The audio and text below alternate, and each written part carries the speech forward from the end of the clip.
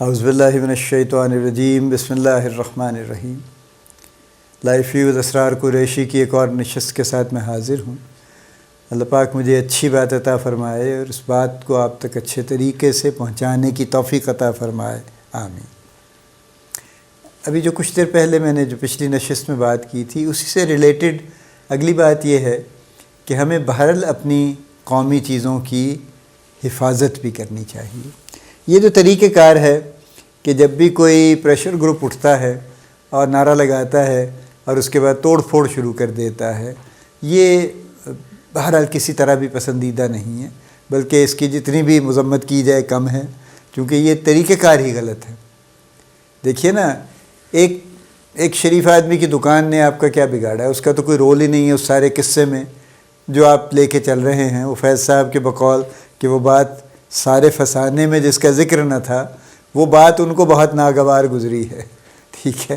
تو اس کا تو کوئی قصور نہیں ہے، جس کے شیشے آپ نے توڑ دیے جا کے، جس کا مال آپ نے لوٹ لیا، اس کا کیا قصور تھا؟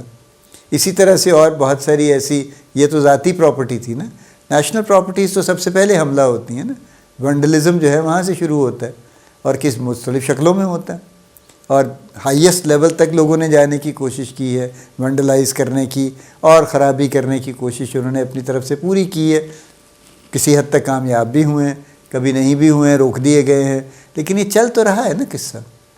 یعنی ہم کیوں احتجاج نہیں اس طرح کر سکتے کہ کسی ایک جگہ اکٹھے ہو کے ہم احتجاج کر لیں، تقریریں کر لیں، برا بھلا کہہ لیں، جو کچھ کہنا ہے کہہ لیں، لیکن اس کے بعد پرامن طریقے سے منتشر ہو کے گھروں کو چلے جائیں؟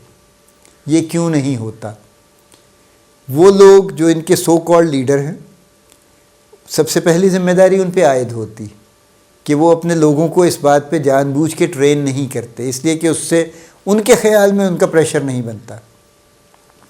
یہ اکثر یہاں آ کے بیٹھ جاتے ہیں اسلام آباد میں، فیض آباد پہ، کچھ بھی نہیں ہوتا، 100 200 300 لوگ ہوں گے، ہاتھ میں ڈنڈے لے کے پھر رہے ہوں گے اور بس خوف و ہراس پھیلا رہے ہیں۔ وہ سڑک بند ہے، بند ہے تو بند ہے جی، اب کیا ہو سکتا ہے؟ اور کوئی ان کو پوچھنے والا نہیں ہے، اور وہ سب کو تنگ کر رہے ہیں۔ ظاہر ہے ان کی وجہ سے لوگوں کی زندگی خراب ہے، بد دعائیں لوگ دے رہے ہیں ان کو، لیکن وہ بہرحال بد دعا بھی ان پہ نہیں لگتی غالباً، جو بھی ہے۔ یہ طریقہ کار، اس کو ہمیں مل جل کے بہرحال اس کو ڈسکریج کرنے کی اور اس کو کنٹرول کرنے کی ضرورت ہے۔ اگر میں اس میں شامل ہوں تو سب سے پہلے مجھے خود کو روکنے کی ضرورت ہے کہ یہ نہیں کرنا، اور خاص طور پہ جو ہماری اپنی نیشنل پراپرٹی ہے کسی بھی شکل میں، اس پہ تو کرنا ہی نہیں نا، اور لوگوں کی پرائیویٹ پراپرٹی پہ بھی نہیں کرنا، اس لیے کہ ان بیچاروں کا کوئی قصور نہیں ہے اس کے اندر۔ وہ تو اپنا ایک جو بھی جیسی بھی ایک اپنی لیونگ کریٹ کرنے کی کوشش کر رہے ہیں نا، اپنا کاروبار کر رہے ہیں، اس کو برباد کرنا، اس سے پتہ نہیں اس کو کتنا بڑا نقصان ہوگا، وہ کتنا پیچھے چلا جائے گا، اس سے اس کے دل پہ کیا گزرے گی، کوئی پتہ نہیں، اس غریب کو ہارٹ اٹیک ہی ہو جائے اس بات سے کہ اس کی ساری جمع پونجی لٹ گئی یا بہت میجر لاس ہو گیا یا واٹ ایور۔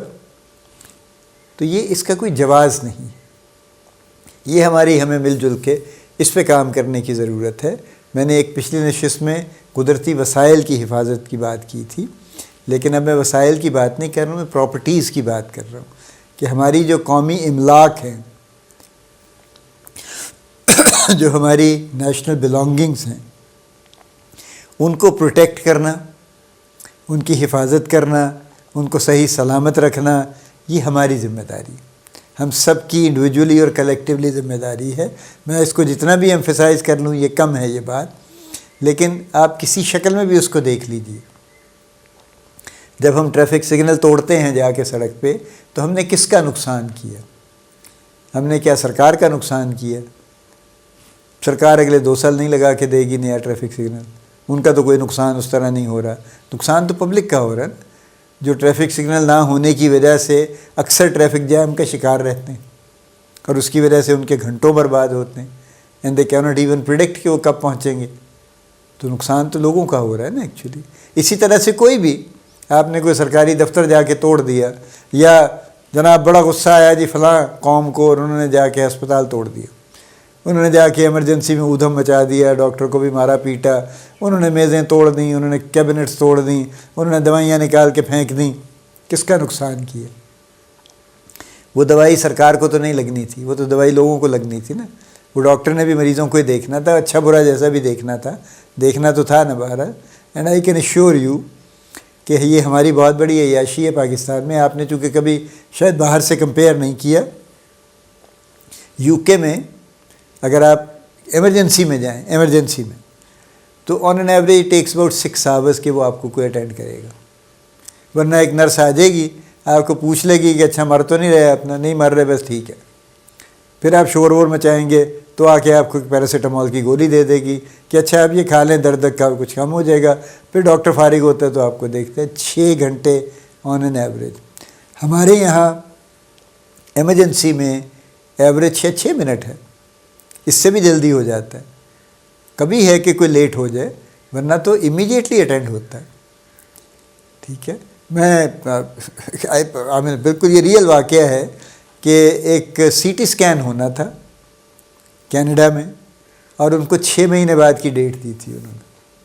6 مہینے بعد کی ڈیٹ تھی. ٹھیک ہے, سی ٹی اسکین فری ہونا تھا, ٹھیک ہے, لیکن 6 مہینے بعد ہوگا. کیوں ہے جی لمبی, اس سے جلدی نہیں ہو سکتا. ٹھیک ہے جی. پاکستان میں کیا ہے, آپ نے سی ٹی اسکین کروانا ہے, آپ ڈاکٹر کی پرسکرپشن پکڑیں, وہ سی ٹی اسکین سینٹر پہ چلے جائیں, اور جا کے تو آپ اگلے 10 منٹ بعد آپ کا سی ٹی اسکین ہو جائے گا. یہ ایسی لگژریز ہیں جن کا ہمیں کوئی اندازہ ہی نہیں ہے. ٹھیک ہے. Okay we pay money, they also pay money in a different form.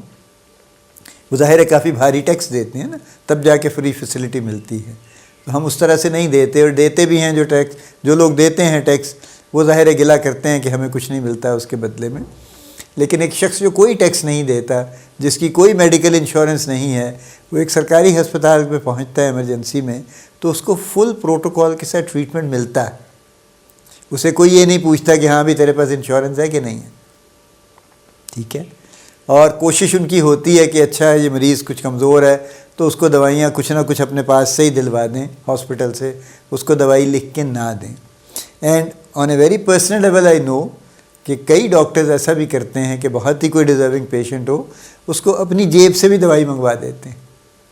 ہے دنیا میں کافی اچھے لوگ ابھی پڑے ہوئے ہیں. یہ ساری وہ لگژریز ہیں جن کی ہم بالکل we just take them for granted you know. تو میں تو جو میرے دوست احباب جو باہر ہیں, میں اکثر ان کے ساتھ ہنستا ہوں کہ بھائی کیا زندگی ہے تمہاری.